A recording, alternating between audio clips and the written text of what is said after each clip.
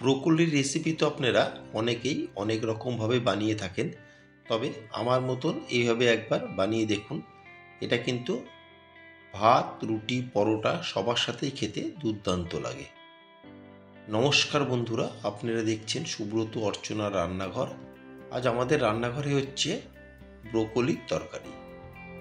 খুব অল্প সময়ে আর অল্প কিছু উপকরণ দিয়ে আমি কি করে এই ব্রোকলির তরকারি বানিয়ে নিচ্ছি, সেটাই আজ আমি আপনাদের সাথে শেয়ার করতে যাচ্ছি।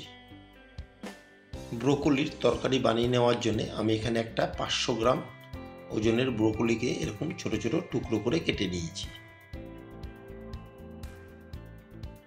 আর এখানে কিছুটা নিয়েছি ফ্রেশ কুচনো ধনেপাতা, একটা মিডিয়াম সাইজের পেঁয়াজকে এরকম ঝিরি করে কেটে নিয়েছি, কিছুটা নিয়েছি মটরশুঁটি, আর এখানে দুটো টমেটোকে ছোট ছোট টুকরো করে কেটে নিয়েছি। আর এখানে নিয়েছি 4টে কাঁচা লঙ্কা। ঝালটা অবশ্যই আপনারা আপনাদের স্বাদ মতন বাড়িয়ে বা কমিয়ে নেবেন। চলে এলাম মূল রান্নায়। গ্যাসের ফ্লেম অন করে আমি একটা ফ্রাই প্যান গরম করে এতে প্রথমে আমি দিয়ে দিচ্ছি 3 থেকে 4 টেবিল চামচ সর্ষের তেল। আমি কিন্তু রান্নাটা সর্ষের তেলেই করব।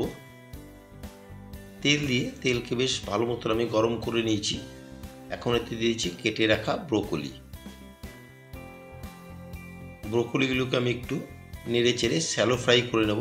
খুব বেশি কিন্তু আমি ভাজবো না, জাস্ট শ্যালো ফ্রাই করে নেব। 2 থেকে 3 মিনিট আমি ব্রোকলিগুলোকে ভেজে নিয়েছি। দেখুন ব্রোকলিগুলো আমার ভাজা হয়ে গেছে। এর থেকে আর বেশি আমি ভাজবো না। এখন ভেজে নেওয়া ব্রোকলিগুলোকে একটা প্লেটে আমি তুলে নিচ্ছি।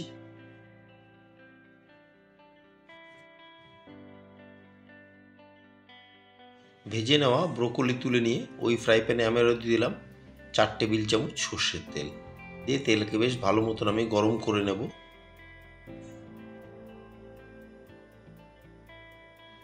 তেল দিয়ে তেলকে বেশ ভালো মতন গরম করে এখন ফোড়নে দিয়ে দিচ্ছি 1/2 টেবিল চামচ সাদা জিরে, 1/4 টেবিল চামচ দিয়ে দেবো হিং। হিংটা কিন্তু অবশ্যই দেবেন। আর দিয়ে দিলাম একটা তেজপাতা। দিয়ে ফোড়নকে আমি নেড়ে চেড়ে 15 থেকে 20 সেকেন্ড একটু ভালো মতন ভেজে নেব।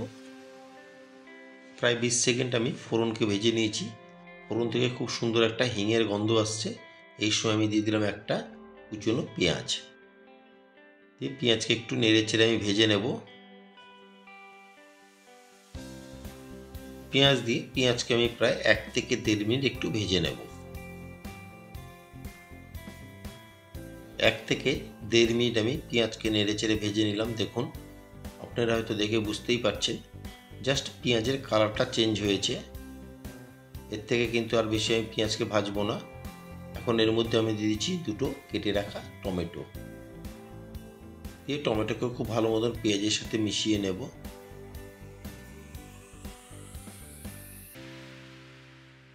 টমেটোগুলো যাতে তাড়াতাড়ি সেদ্ধ হয়ে যায় সেই জন্য আমি দিয়ে দিলাম 1 টেবিল চামচ নুন। আমি নুনটা কিন্তু একবারেই দিয়ে দিলাম। আর দিয়ে দেবো 4টে চেরা কাঁচা লঙ্কা।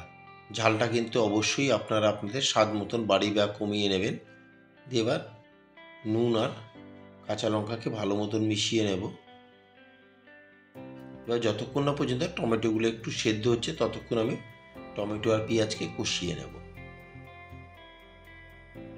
টমেটোকে খুব ভালো মতন মিশিয়ে নিয়ে এখন আমি এতে দিয়ে দিচ্ছি 2 টেবিল চামচ আদা আর রসুনের পেস্ট।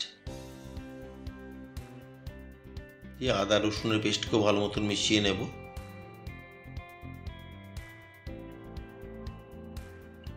আর আমার নতুন বন্ধুদের কাছে রিকোয়েস্ট, যারা আমার চ্যানেলটি এখনও সাবস্ক্রাইব করেননি তারা অবশ্যই সাবস্ক্রাইব করে আমার পাশে থাকবেন। আর পাশে থাকা বেল আইকনটি প্রেস করে রাখবেন। যখনই আমি নতুন কোনো ভিডিও আপলোড করব সবার আগে নোটিফিকেশান আপনাদের কাছে পৌঁছে যাবে। আদা রসুনের পেস্ট দিয়ে খুব ভালো মতন আমি কষিয়ে নিয়েছি। এখন কিছু গুঁড়ো মশলা আমি এতে অ্যাড করছি।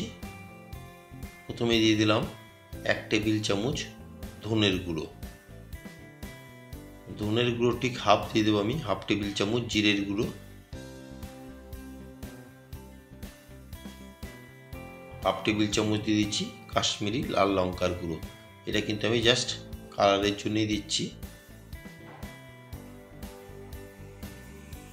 আর দিয়ে দেবো এতে আমি হাফ টেবিল চামচ গুঁড়ো হলুদ।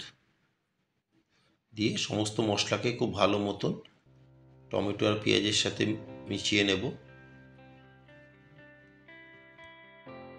মশলা দিয়ে মশলাকে খুব ভালো মতন মিশিয়ে নিলাম। এর মশলাগুলো যাতে নিচ থেকে চলে না যায় সেই জন্য দিয়ে দিলাম আমি কিছুটা পরিমাণে উষ্ণ গরম জল। মশলাকে খুব ভালো মতন কষিয়ে নিয়েছি। এখন এর মধ্যে দিয়েছি কিছুটা পরিমাণে ফ্রেশ মটরশুঁটি। দিয়ে মটরশুঁটিকে খুব ভালো মতন এখন আমি মশলার সাথে মিশিয়ে নেব। মটরশুঁটিকে খুব ভালো মতন মিশিয়ে এখন একটা কভার দিয়ে আমি 3 থেকে 4 মিনিট রান্না করে নেব, যাতে মটরশুঁটিগুলো খুব ভালো মতন সেদ্ধ হয়ে যায়। কভার দিয়ে মিনিট 4 আমি রান্না করে নিয়েছি। দেখুন মটরশুঁটিগুলো কিন্তু আমার প্রায় সুসেদ্ধ হয়ে গেছে, আপনারা তো দেখে বুঝতেই পারছেন।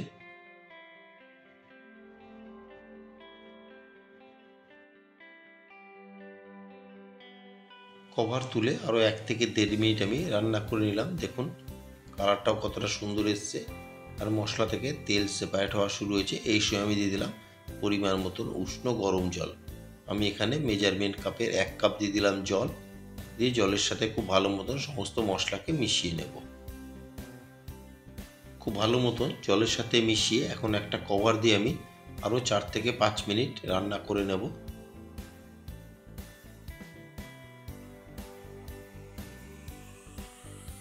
কভার দিয়ে আরও মিনিট 5 আমি রান্না করে নিয়েছি।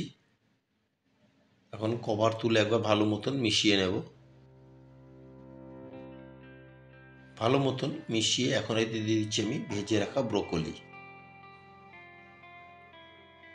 দিয়ে ব্রোকলিকেও খুব ভালো মতন গ্রেভির সাথে একবার মিশিয়ে নেব।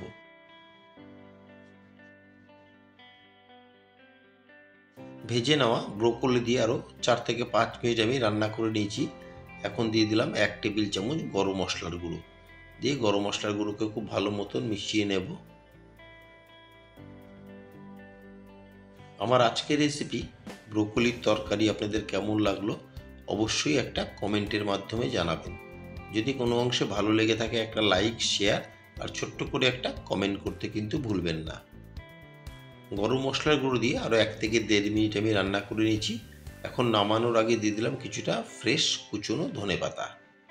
দিয়ে ধনেপাতাকেও খুব ভালো মতন মিশিয়ে নেব। নিয়ে আরও 1 থেকে 1.5 মিনিট রান্না করে নিলেই কিন্তু তৈরি হয়ে যাবে ব্রোকলির তরকারি। ধনেপাতা দিয়ে আরও 1 থেকে 1.5 মিনিট আমি রান্না করে নিয়েছি। এখন গ্যাসের ফ্লেম অফ করে একটা সার্ভিং প্লেটে তুলে নেব। তৈরি হয়ে গেল আমার আজকের রেসিপি ব্রোকলির তরকারি।